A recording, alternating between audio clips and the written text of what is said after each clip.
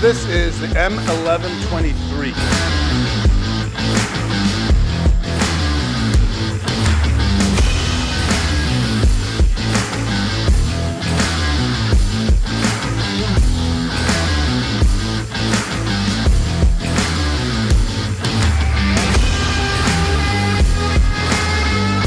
Really, when I saw the rear bumper, there's something that had to be said.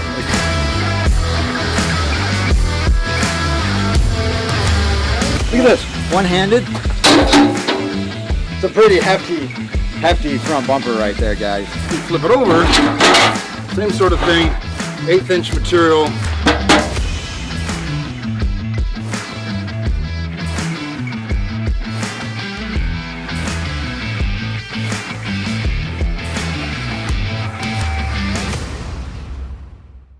Welcome back to the vlog, guys. Paul Sanderson here in San Diego Predator Inc. I hope you've been enjoying the last few vlogs. I'm a one-trick pony, so here we are. We've got a product review of, yet again, a Humvee. I love the Humvee platform, have a couple myself. Great platform to build on. You'll see what we did to this, taking it to a whole new level, something that this model was never meant to be. So this is the M1123. Originally soft top, soft doors. The customer brought it to us already outfitted with a collection of parts. However, we changed a bunch of other things. So now it has that Duramax, it has that Allison, it has the two-wheel drive transfer case. So it's now streetable, ready to go, and very trailable too. The Duramax doesn't take away any of its capabilities or potentials on the off-road application. Just makes them a bit better. On the exterior, what we did, the Viper front bumper, D-ring brush guard, LED upgrades throughout, and a floor camera. We're gonna see some of that on the interior, how that floor camera presents, what you get to see, the gains and benefits for having that system involved. 3/16 plate steel across the whole design. Integrated in with the lights. Integrated mounts for the D-ring brush guard. Again, something that you can rely on, the pulling force from this 1-inch CNC block that we do, holding on to these worn shackles. It's a phenomenal fit and finish. It actually slides into the frame rails. It utilizes the hood mounts on the top of the bumper itself. It becomes really an integrated part of the vehicle at this point. It does have our fairlead that we just engineered through our CNC. It's got some cool features to it, mostly highlighted for the rear application as it has some license plate lights and some mounts underneath, but still a pretty cool look and finish for that synthetic rope in the aluminum finish there. Look at the side profile, the way it was designed, the way Wilson engineered it, envisioned it, that bumper, brush guard rolling down and playing well together. Our light bar, tried and true, sits on every one of our trucks.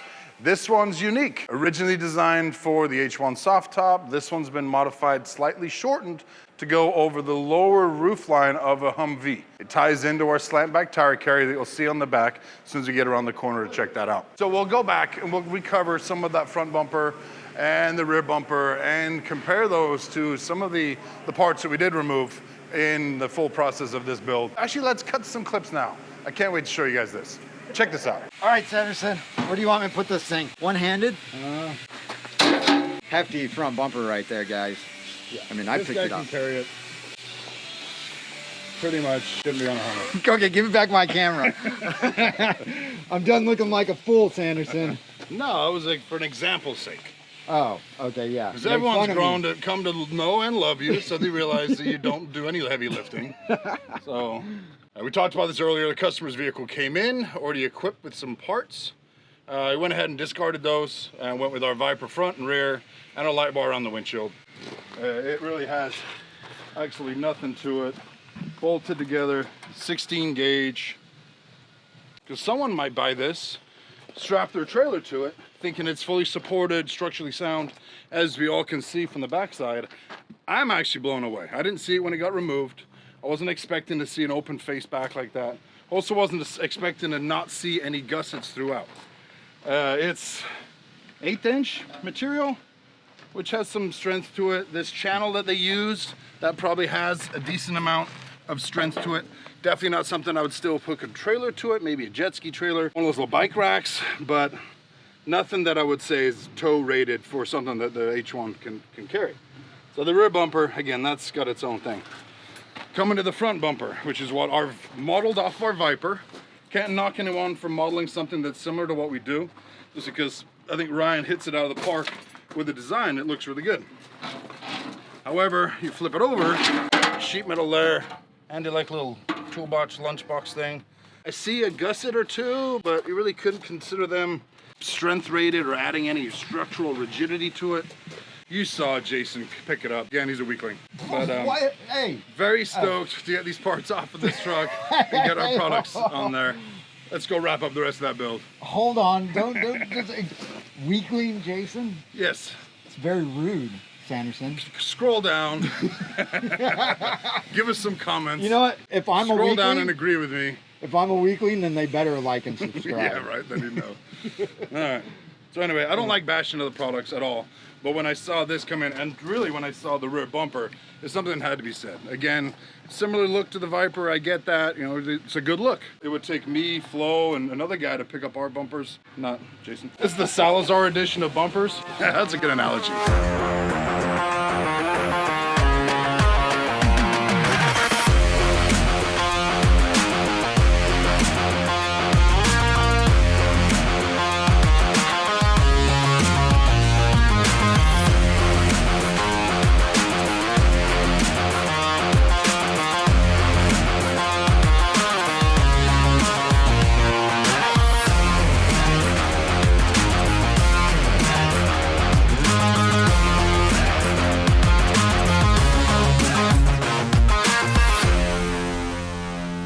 Guts of Predator, it's our backstock. When we go through and we throw some metal on the plasma, we'll run through maybe a whole sheet of, say, doing the Viper top plates or some of the wings. Everything is 1/4 inch on the Viper bumpers. This is what sits either side of the frame. It sandwiches in the frame there and holds on and mounts it. These are other gussets that are inside the bumper itself. Those are all, again, 1/4 inch throughout the whole process. Here's a backside look at our adapter for the hitch. Then you have all the gussets all the way throughout. There's a gusset here, another one up here. Good thing also to see on the backside of this one is a secondary plate. So if you look in there, that's actually 1/2 inch where it mounts to the body mount itself. So you've got that doubled up protection. Parts aren't cheap, but parts are built well. That validates the expense of what these parts are. Just a quick tour of the backup of some of our parts and methodology behind why and how we make them. I got one part that I think everyone with a Humvee should run, a rocker panel protection. This is our heavy duty rocker panel protection. AM General brought out their RPP in the 95, 96 model. These are all 3/16 plate steel with the angle iron out the side. Soft for these with the step cut in, so you can have some assistance getting in. But again, the Humvee platform, all the M models of these vehicles never came with any of that rocker panel protection. Before we go to the motor, I want to talk about the stack. Neck down our 4-inch into this because the customer wanted to retain this look. You wouldn't realize that it had that 400 and something horsepower Duramax paired with that 6-speed Allison on the hood that we're going to check out right now. The Viper bumper does have our D-ring brush guard mounts integrated in it. It also has stops. Brush guard is held there in position. You can open the hood and you don't have to have this brush guard sweep all the way to the ground like some competitors. So you'll remove the T-pin from your airlift hoop or airlift hook and you put it down in the corresponding hole. It'll again hold that brush guard open. So if you're new to our channel, welcome. This is really what gives us the stronghold on the industry. This Duramax swap in the H1 and Humvee and H2 platform. Oh, this is really the hot ticket to get it, the streetability, the off-road, and just the pure enjoyment of investing in this thing and having a good time with this platform. This is particularly the LBZ model of the Duramax, paired with the Allison 1000 6-speed. Have our custom cooling stack in here, which is the radiator, intercooler, the oil and fuel coolers here, plus a condenser. Usually we'll see a condenser on a Humvee because it usually doesn't have AC. Last minute upgrade to add a rear AC to this Humvee. They're making this a driver. Mentioning that heat, we've got to talk about the cooling system itself. We have a forced air induction kit here, which channels all that air through this aftermarket hood scoop that the customer retained from the previous build, through this cooling stack with the aid of this pusher fan that we put in there. Let's go show you the backside of the truck and get into the inside to see some of those details to really make this thing stand out in the Humvee world. Now we've got the Humvee turned around. You can really see what we did to the backside of this 1123. Starting with the auxiliary fuel tank, something that the H1 owners become accustomed to, especially in that 96 and newer model. We have added a few of these tanks to the H1. This is the first Humvee we've outfitted. I think it's a great addition, 17 extra gallons of range from that Duramax with that 6-speed.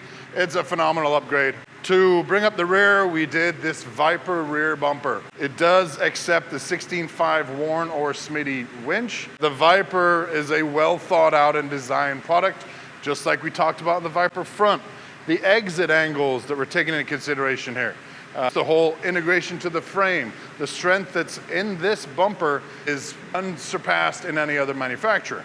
3/16 plate steel, if not 1/4 inch on some of the makeup of the Viper. Gussets throughout the internal structure of it to again make it so you can rely on that for the winch pull and also for your 2-inch receiver trailer pull. Great solid bomber bumper there. You'll see our tire carrier, which is for that Viper bumper. This is a unique one. We did actually cover this on another vlog when Joshua did a lot of the custom work here.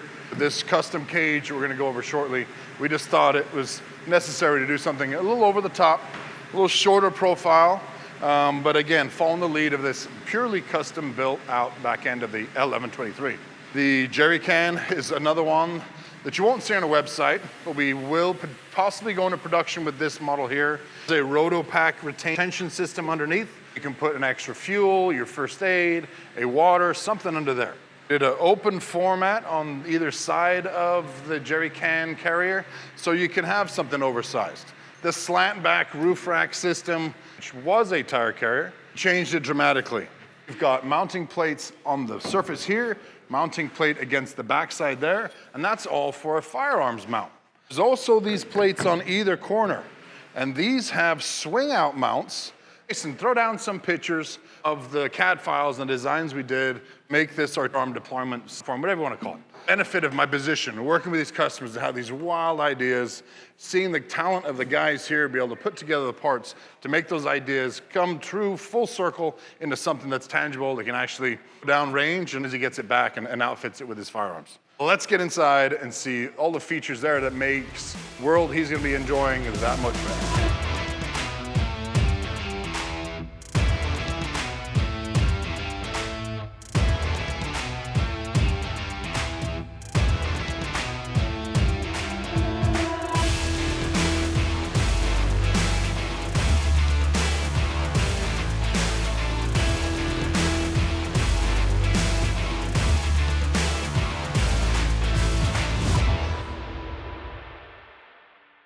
So now we're inside the Humvee. You can really tell, for you guys that aren't familiar with the Humvee and the H1, the differences between the two. It's very sparse. If you're trying to make an Humvee into an H1, don't. We've gone over this a few times. Stick with that H1 if you want to have HVAC, windows, everything else. This Humvee is Humvee on steroids. It's got the wheel, which is one of the first things I changed when I got my truck. We changed the seats out, the customer did, before we got that. It already had a monitor in here that is for the 3 cameras. There's a camera on each of the A-pillar, and there's one in the rear bumper. So that's nice, because there are some blind spots in these vehicles, especially with some of the accessories that this thing's outfitted with. We went and complemented that monitor and camera system with a FLIR, forward-looking infrared. Also nice if you're out, you're a hunter, avid off-roader, you're out late and you want to be able to see what's going on, and or you just like that thing. It's pretty neat. Customer asked for basic comms system, so we went with a Midland, really nice, small fit. Has most of the controls on the handheld with the one unit there. He already had the HVAC unit that worked well, but being that he's from a quite hot state, he wanted to add to that. So we added this auxiliary unit. Kind of an afterthought because he threw it in one of the last minute deals. Now looking back, it'd been nice to have done a full flowing doghouse, but this is a good fit. It's almost got somewhat of an armrest feature to it, but the HVAC and that additional AC coming in the rear is going to be stellar in those hot summer months upcoming. He did opt for our search and rescue center console rack. That has around 50 feet of stretch cable that comes with it. You can weave that how you will to have a little extra room for all your, trail gear, daily gear, or your reconnaissance recovery type of equipment that you may need, depending on what you want to take this very purpose-built vehicle and use it for. Nothing much outside the ordinary, just kind of the bare necessities that I think anyone, or at least I would want on a vehicle of this caliber. Really pleased with the way it laid out. Performance of it is stellar. Give me some comments on what you think about the build in general, what you would do, how you would change it, if anything. I look forward to reading those. If you want to wrap the vlog up now, we can go ahead and say thanks. Smash that subscription and notification button. And don't forget the old ding-a-ling. Don't forget the old ding-a-ling? Yeah. Dude. Can't say that. It's the bell. Don't forget the bell. Ding-a-ling, ding-a-ling. No? It's been a while since you've been It has on been a camera while, there, I know. Sanderson. Yeah. Yeah. Happens. Okay. Looking mighty red. on And the red. screen. Uh-huh. Yeah. Yeah. Matching those stripes up there. There it is. Patriotic Paul. That's what they call me.